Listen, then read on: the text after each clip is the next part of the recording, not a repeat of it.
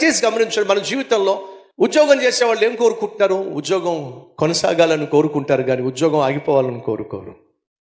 ఏదైనా పని నువ్వు ప్రారంభించావంటే ఏం కోరుకుంటావు? ఆ పని కొనసాగాలని ఆశపడతావు, కానీ సగంలో ఆగిపోవాలని ఆశపడవు.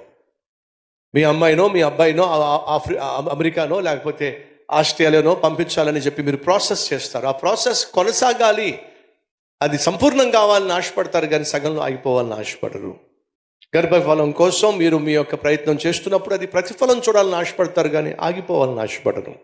ఒక ఇల్లు నిర్మించాలని ఆశపడుతున్నప్పుడు ఆ ఇల్లు సంపూర్ణం కావాలని ఆశపడతారు, కానీ ఆగిపోవాలని ఆశపడరు.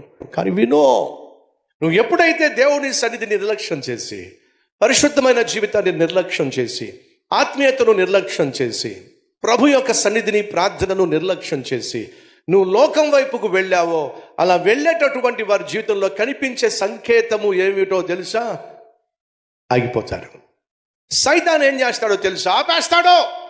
అమాంతంగా వచ్చి దాడి చేసి, వాడు చేసే దాడిలో ఒకటి ఏంటంటే ఆపేస్తాడు. నువ్వు ఏదైతే ప్రారంభించావో ఆ ప్రారంభించిన దాన్ని కొనసాగించకుండా ఆపేస్తాడు. ఈరోజు మన మధ్య ఎవరైనా ఉన్నారా? బ్రదర్, నేను ఒకటి ప్రారంభించాను, సగంలో ఆగిపోయింది. కారణం తెలుసా? అలా సగంలో ఆగిపోవడానికి కారణం తెలుసా? సైతాన్ని మీద దాడి చేయడానికి నువ్వు అవకాశం ఇచ్చావు. అసలు ఆ మార్గంలో వెళ్లకుండా ఉండాల్సింది నువ్వు.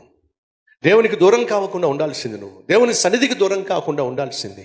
ఆత్మీయతకు దూరం కాకుండా ఉండాల్సింది. ఎప్పుడైతే నీ జీవితంలో నువ్వు ఆత్మీయతకు దూరం అవుతావో నీ జీవితంలో చాలా ఆగిపోతాయి.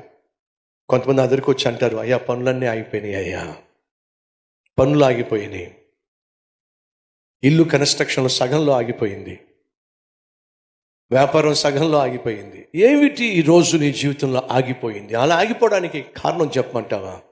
ఒకనొక కారణం ఏంటో తెలుసా? దేవుని సన్నిధికి దూరం అయ్యావు.